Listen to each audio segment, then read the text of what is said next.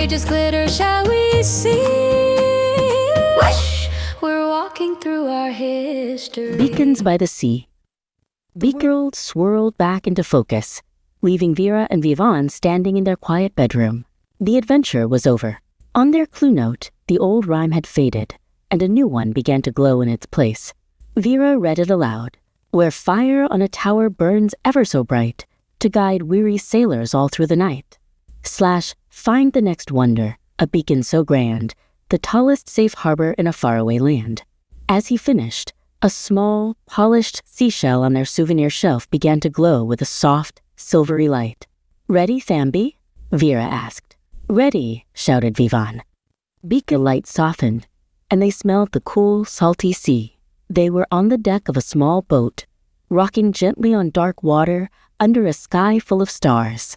"Where are we?" whispered Vivan, holding onto the railing. Then a powerful beam of light swept across the waves, lighting up their boat and their amazed faces. They both looked up. Beacon of them, on an island, stood the most incredible tower they had ever seen.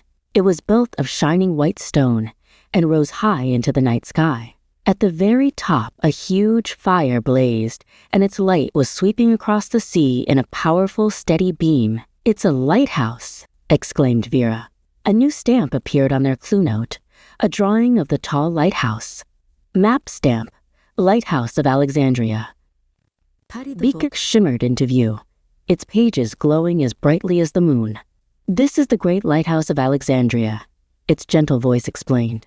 "For a light to travel far across the sea and guide ships safely to the harbor, it needs to be very strong and focused. The fire alone isn't enough to do that." Patti's pages turned to show a glowing diagram of the top of the lighthouse. "Behind the great fire," it continued, "is a giant curved mirror made of polished bronze. A mirror is a special surface that bounces light back.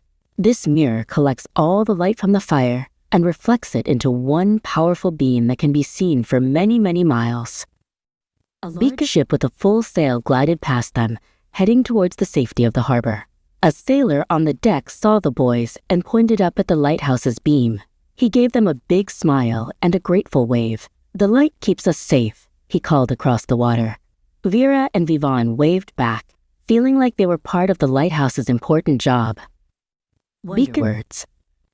Build Beacon and Design Lab. Make a light beam. You can reflect light too.